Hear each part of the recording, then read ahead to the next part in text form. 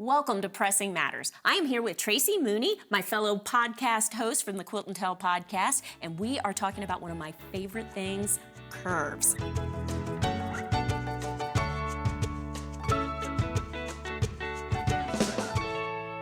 All right, Tracy, you know I am obsessed with them. Mm-hmm. I am fairly new, though, so I'm still learning, and I think the biggest thing, if you'll take a look at this one that I've done, I've ironed it out, and it's a little wonky. What can I fix it? Or do I have to start over again? You absolutely can. Oh, show me. All right. So I'll show you on this one. Okay, perfect, because this one has a few different areas that I think can need trip some help. people up. Yeah, oh yeah. So let's look at the seam right here. You see how it's just a little bit out of shape? Yes. Mm-hmm.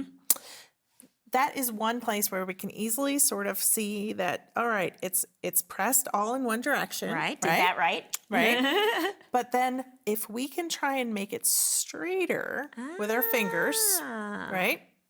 And then take the iron, we're going to press it. Okay, not iron, but press. Right. All right. We'll just hold it in place for a few seconds, and it'll be a little bit straighter, right? Oh my gosh, that looks so much better. There are other places here where I could say, like, this is I'm so proud of you for attempting this block because, it was a tough one. It was a tough one, but I learned a lot. All right. So we're going to look at a curve, right? So this is a little bit wonky too.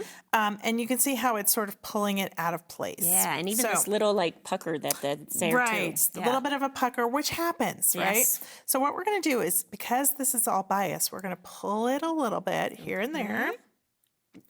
We're going to make sure, use it, right? We're going to make sure that it's all, and look, see, it's also not quite flattened. So make sure those are flat. I'm going to pull it a little bit. All right. Ooh, this is going to help, I can tell already. Yep.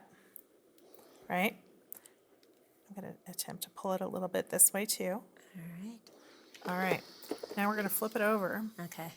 Oh, yeah, already that's looking better. Yeah. Yeah. Right. So we're going to make sure that it's laying flat here. Okay.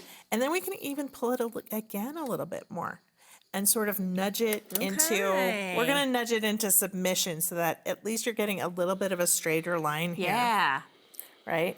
And I think also you could see that there's a lot of bulk right here. Right. Where you can pull it a smidge. And what we're looking at is we're looking along the edges of the block. Okay. And we're going to make sure, that we're getting it straight across the edge. All right. Yes. So that'll give you a little, and pressing it really does, and ironing it a bit on a curve will help you ease that bias where you need to. So it's still not 100% perfect, but you know what? When this gets stitched into your quilts, you're not going to notice. Yes, but that's going to set me up for success when I do go in to stitch it too. I think having those all straight. Exactly. And always remember to do it, a little bit before you get your blocks together if you can. But I also want to just say one more thing. Okay. A lot of vintage blocks. If you find vintage blocks and you want to save them, a lot of the reason why that they weren't made into quilts was for this very reason, where there's a lot of bias, or just push it all together into the middle.